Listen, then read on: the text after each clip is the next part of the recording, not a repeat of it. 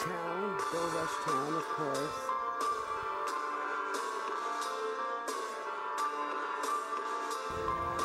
Of course, we have Miss Peanut, hot on the trolley. Hi, I'm Angelina.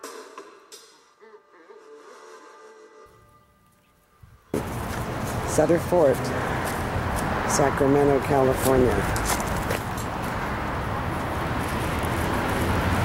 Let's see what we find here. I can't help but notice how strange this is.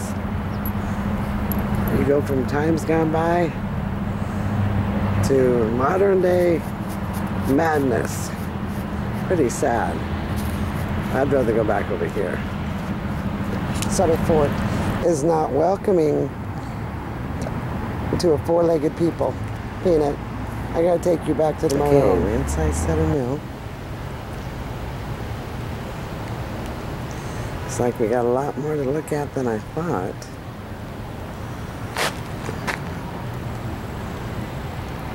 I'm sorry, I keep saying Sutter Mill. Sutter Fort.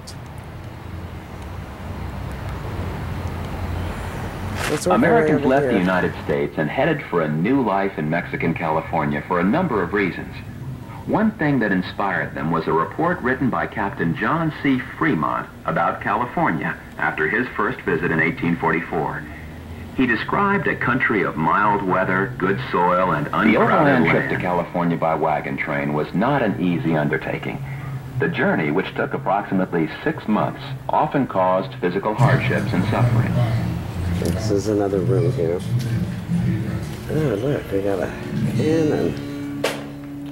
Because of the massive amount of people that inundated California in 1849, by 1850, California had already become a state. Incredibly high. What is Virtually a social revolution. And Sacramento, which had Is that a sail door? 1850, became so important to California. I'm sure it's locked. By 1854, Sacramento had been named the permanent state capital. You know what? I'm surprised. I feel something here. Yeah, I shouldn't be surprised. This is where I was drawn.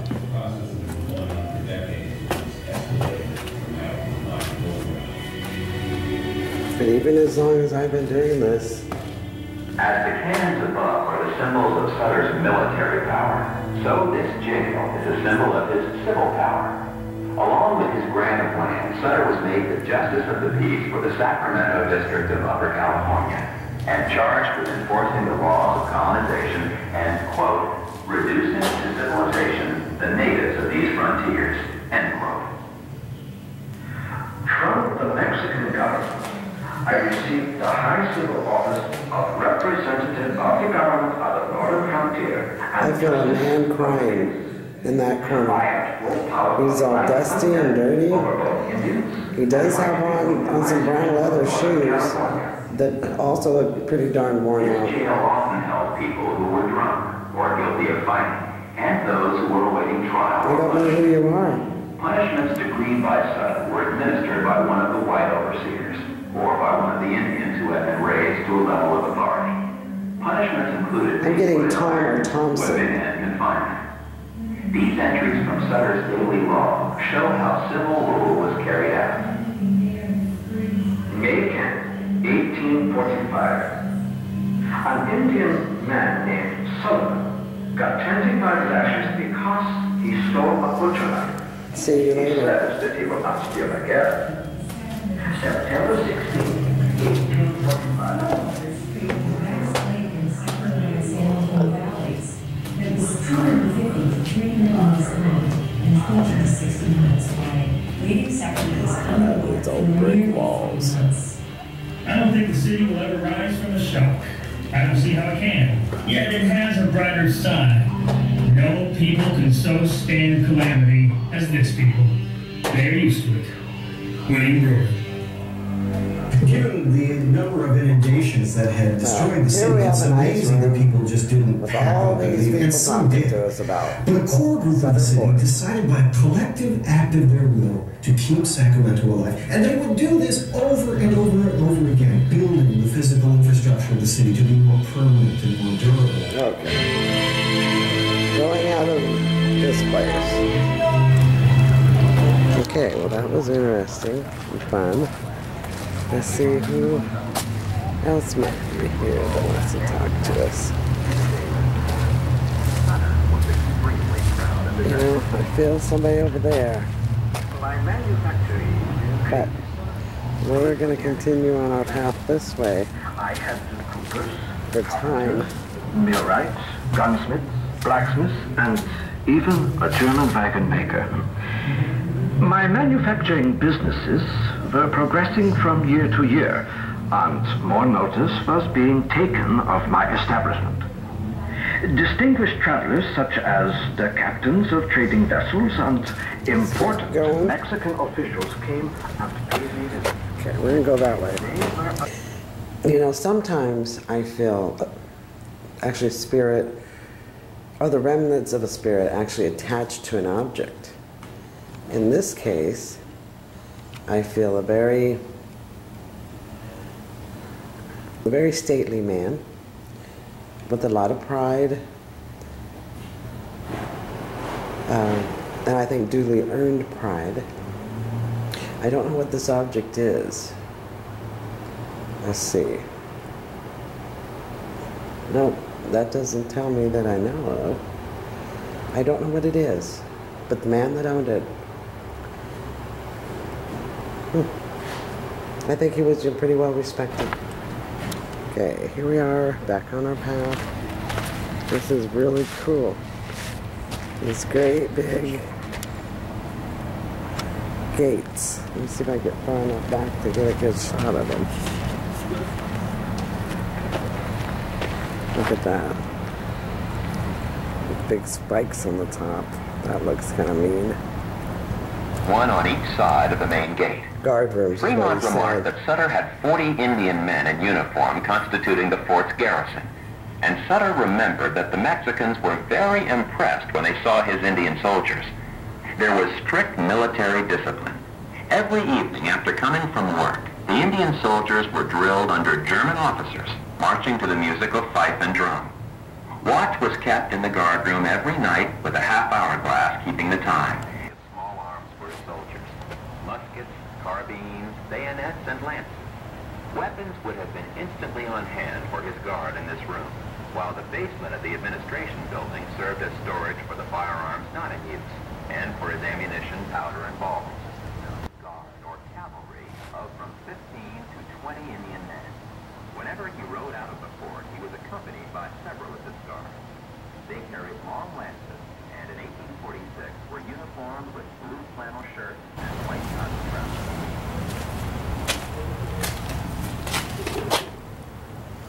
Okay, this would have been probably the general store. Well, that's how they have it set up as. I think it was just another room for the soldiers or whoever was staying here.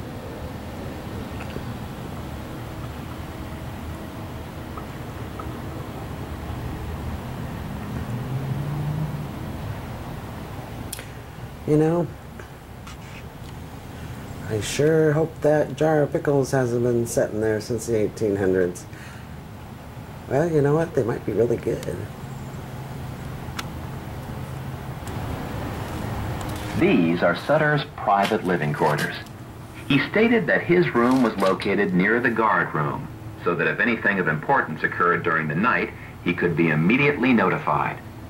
Sutter acquired mattresses, mattress covers, and sheets from the Russians at Fort Ross, and his bed was draped with curtains to keep in the warmth. Sutter wore a mustache and kept his blonde hair especially neat. He was sturdy, agile, and had a military bearing. He generally wore a simple uniform and carried a sword buckled onto his belt. Sutter was noted for being a gentleman. Bidwell described him.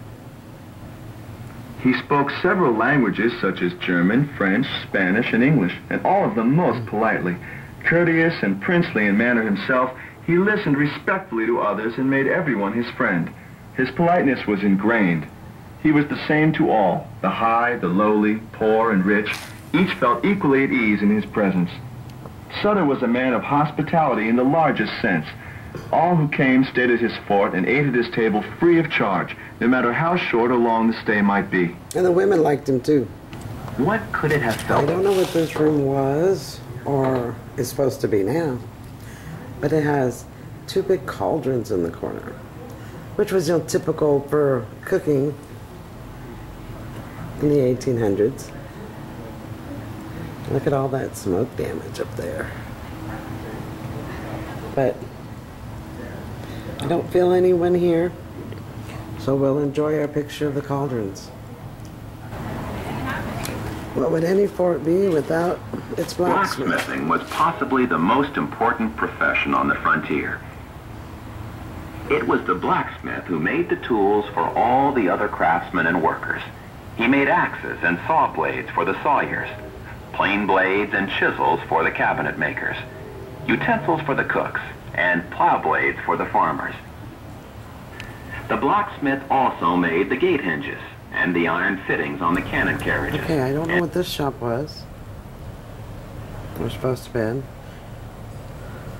but I get an image. I mean, someone getting hurt here, like right over there by that, I guess it's a brick stove. A man, of course. It's his hand. I think it's his left hand. And I see a lot of blood. He may have actually lost some fingers.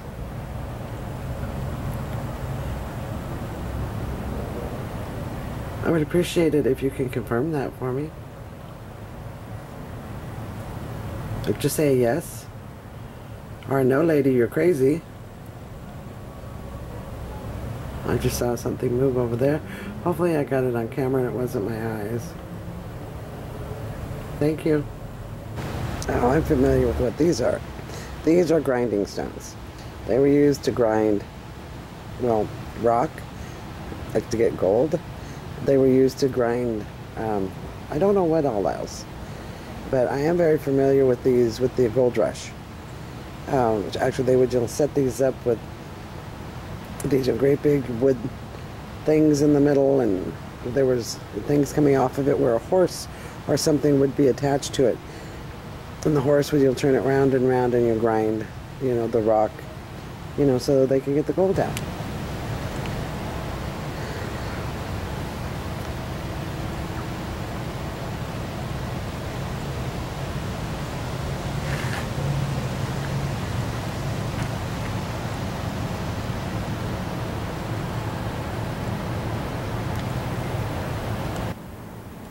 Who are you? What was this building? Voice.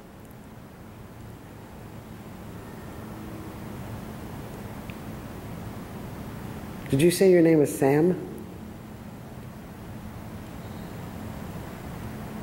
I just got a yes.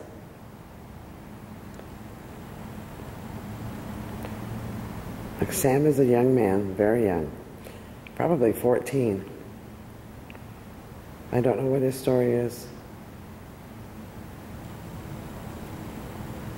But this is where he likes to stay.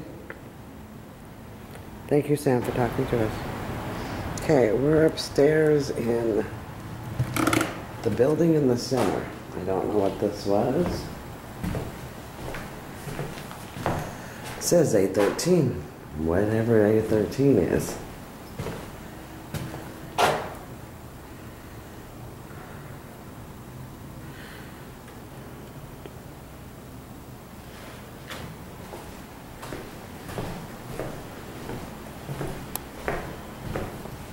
Look how thick that archway is.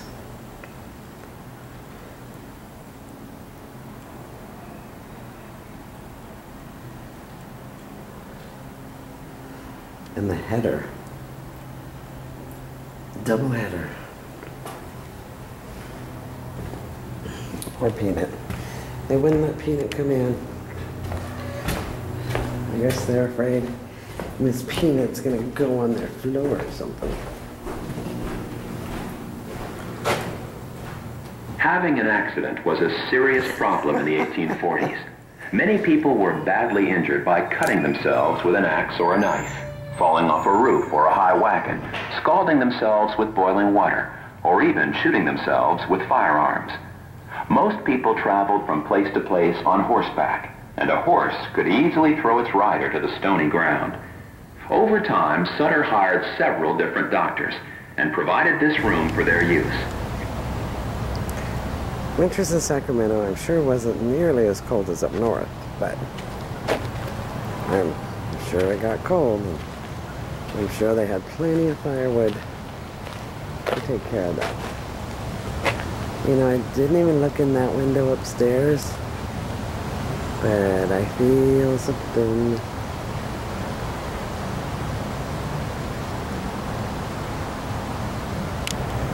You know, sometimes I complain that my car air conditioner doesn't work quite as well, or it takes too long to defrost, or. Well, I guess we should all just be happy that we don't have to actually travel in covered wagons anymore. Although for an afternoon, I think it would be a lot of fun. And Peanut would love it too.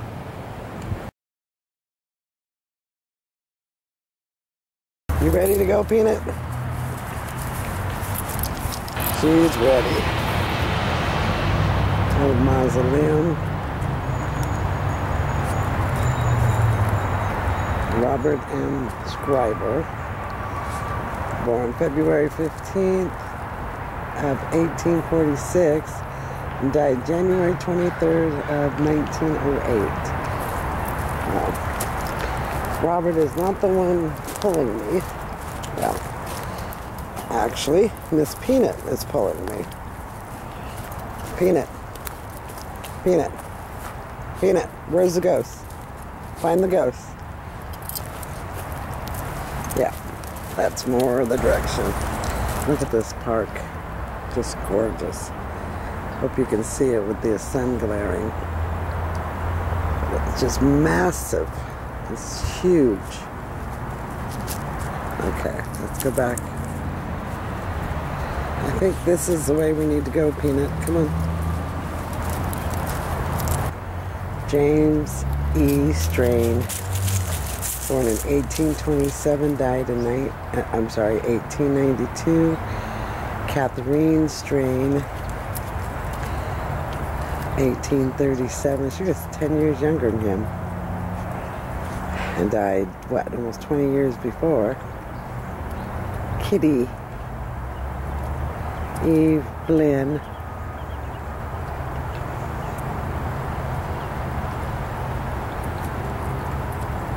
well, very interesting, but that I don't think they're here.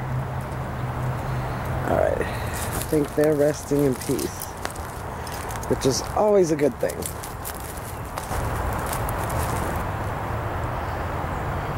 Where to, Peanut?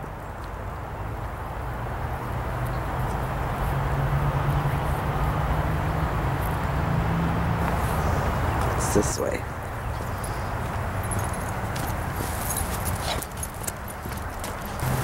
This way, Peanut.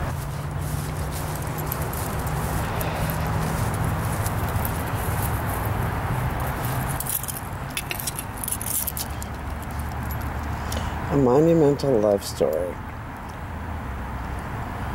Georgia Fisher died of typhoid pneumonia on December 27, 1875, 4 days before her planned wedding to Martin Bergman.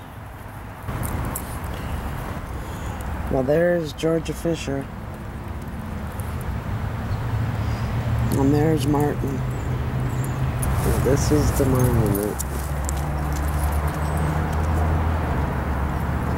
You know, there are several things pulling me in this cemetery, which I'm always surprised, because I do not understand why a ghost would ever want to hang out in a cemetery. But maybe it's not a ghost, because I'm not really identifying spirits. I think I'm mostly identifying energies. So what does that mean? Don't know yet. Peanut, there's a ghost. Find the ghost. Peanut. There's energy. Peanut. Pretty strong energy. And you know what? There's still a lot of strong energy that way. I think I could spend a week in the cemetery. Which is odd for me because I don't believe ghosts hang out in cemeteries. Okay. This is it. Who are you? Albert Morrison? Albert S. Morrison. Oh, here we go. Here she is. I don't know if you can read that. Excuse me, but I'm going to step over here. Sarah Ann Morrison. Born,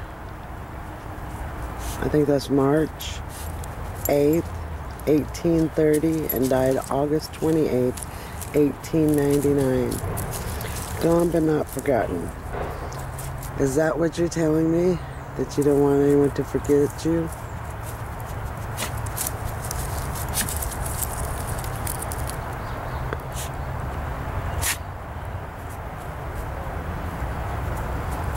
What do you want to say, Sarah?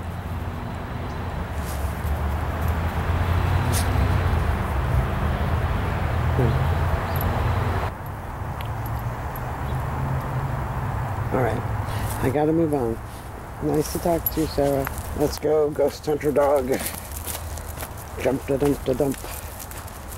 I wonder when she's gonna catch a sniff of that. Oh, I think she did. Excuse me. Okay, I guess you're the security guard here?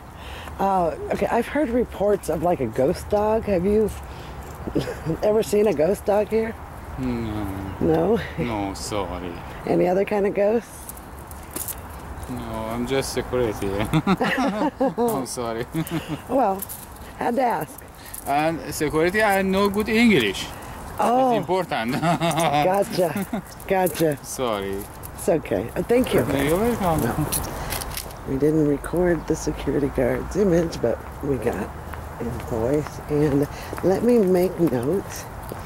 Even though he claims not to have ever seen anything here, let me make note of the rosaries that he's carrying in his hand, not tucked away in a pocket, but in his hands. What does that tell you? Well, now we're coming up to a mausoleum. What is any good old cemetery without a mausoleum? Wow, this is pretty cool. Van Voorhis, Boorhies, 1894. Look at this. I hope the light's okay on this. Let's try to go this way.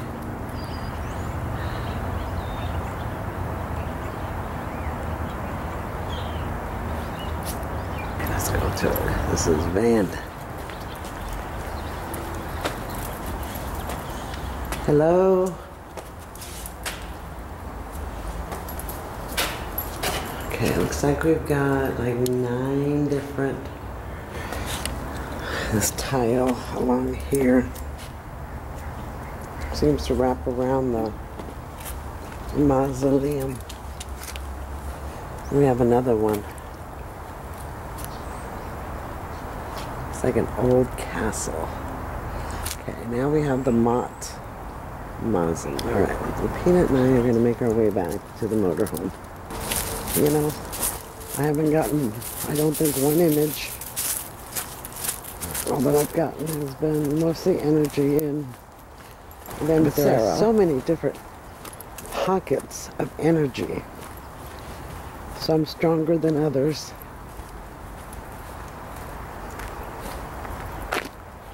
But, you know, with all the high emotions of everyone at a funeral,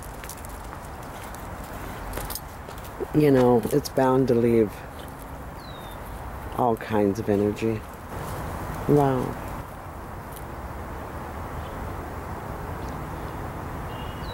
Carrie B., daughter of. She died at 26 days old. You know, there's just so many of these that just grab your attention.